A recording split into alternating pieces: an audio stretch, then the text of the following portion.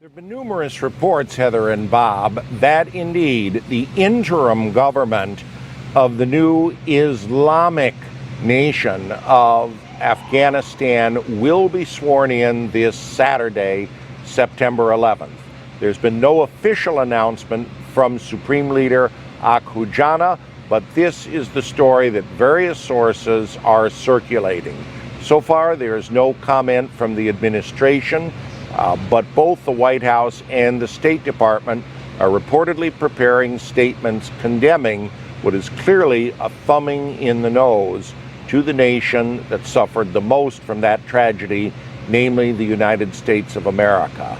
Meanwhile, the interim government has just been announced, and a number of the cabinet members are on the FBI's list. In addition, Sukihana Haqqani, the new interior minister, is someone who's been sanctioned by the United States. He is also the son of the terrorist group that bears his name, Haqqani. In any event, this does not look like any new and improved Taliban, but your father's Taliban. As further evidence of this, there are reports coming from Kabul that women who are demonstrating against an all-male interim government and against the rollback of women's rights are being beaten, sometimes with whips. This is going to be a very bloody scenario, and this is the way the new Taliban government is opening its rule. We'll have more for you later. Back to you, Heather and Bob. John, just to ask you, as somebody that was around 9/11, as I was, by the way, yes, here in New York, I think you were in D.C., and the Pentagon, of course, was attacked on that same day. What kind of response? Do you have a visceral reaction to them taking office on 9/11, 20 years after what happened on that day? Well, as a reporter, I will react formally when we get the formal confirmation that they'll be taking office, but there's several signs that it will indeed be 9/11. Obviously, as someone who heard people breathlessly coming in my office after seeing the plane crash into the Pentagon and then watching the scenes from New York, I'm angry about it. And my instinct is that this is not a government that the United States should have anything to do with, much less recognize as a legitimate government. There's my thoughts for Ridiculous. Yesterday, the Taliban proudly unveiled the list of their new top government positions, and the list reads like an FBI most wanted list. And you know why it reads like an FBI most wanted list? Because it is an FBI most wanted list. This shady dude right there is named Sirajuddin Haqqani, and he's the Taliban's new interior minister, basically the terror network's top intel official. Minister Haqqani is wanted by the FBI. He has a $10 million bounty on his head. Now, if that name sounds familiar, Haqqani, well, that's because he's also the leader of the Haqqani Terror Network. The Haqqani Terror Network is the bloodthirsty cell of terrorists known for suicide bombings and kidnappings. Basically, these are the worst of the worst when it comes to terrorists. The Haqqani network was responsible for literally thousands of deaths over the years, including the 2008 bombing of a Kabul hotel that killed countless innocent civilians, including Americans. Since its inception in the 1980s, the Haqqani network has run security for Al-Qaeda. You know, the Taliban offshoot group that flew planes into our World Trade Center, the Pentagon, and Shanksville on their way to the White House almost 20 years ago today. And today, note the timing. Almost exactly 20 years later, the Taliban announces their top cabinet of terrorists. You think that wasn't sending a message to the Biden administration?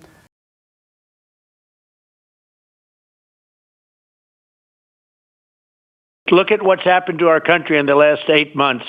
I don't think our country has ever seen a period like this. How badly we're doing. And you know, I want to talk more about Afghanistan. If you watch the mainstream news, I know you do. Democrats, they're allies in the media, they suggest a lot of the blame on this lies with you, that your policies, that your agreement set Biden up to fail. I want to get your response to that. Well, it's so ridiculous. And actually, they're not using it too much anymore. You know, we had a great agreement. You don't kill our soldiers, I had very strong talks with the leader, Abdul. I had a lot of strong talks, and they knew what was going to happen. And you just take a look over the last few months. That's when the whole thing fell down. I was not there, and it all fell down.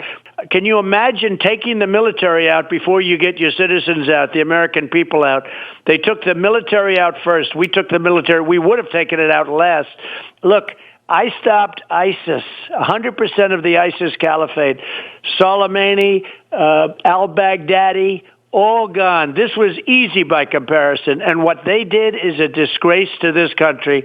And I haven't heard they're blaming. I heard they tried to blame me at the beginning, but now they're getting shot down even by the liberal media. What they did is a disgrace to our nation. This should have never happened. Those young people and all of the others should have never been killed. And by the way, they shouldn't be having our billions of dollars worth of equipment. Yeah, that's the biggest embarrassment. I mean, that's just so humiliating to watch these Neanderthals walking around wearing our equipment and running around in our trucks and in our helicopters. It's just unbelievable. Lindsey Graham says, sir, that we're going to be going back into Afghanistan with boots on the ground at some point. What are your thoughts on that?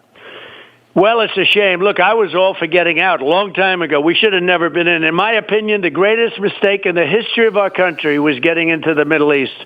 21 years of bombing and exploding and people dying on both sides, millions of people, and nothing, absolutely nothing was accomplished. Getting into the Middle East, spending trillions of dollars, all of that death and blood, and it was so ridiculous. And I was against that from the beginning. It was ridiculous what they did. And then you look at this disaster in Afghanistan, this total disaster.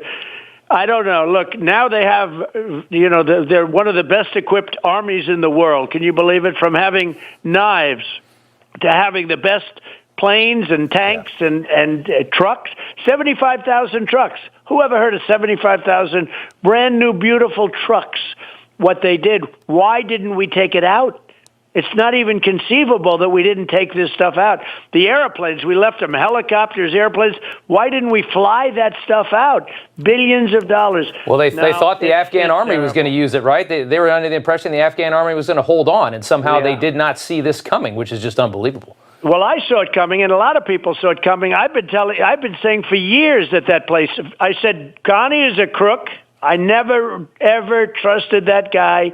Ghani was a crook, and now they catch him leaving with cash. So much cash he couldn't fit into his helicopters. They left it on the runway, a lot of it. But Ghani, and they were going to immediately fold when it's obvious that we had to leave or we were going to leave. And that's what they did.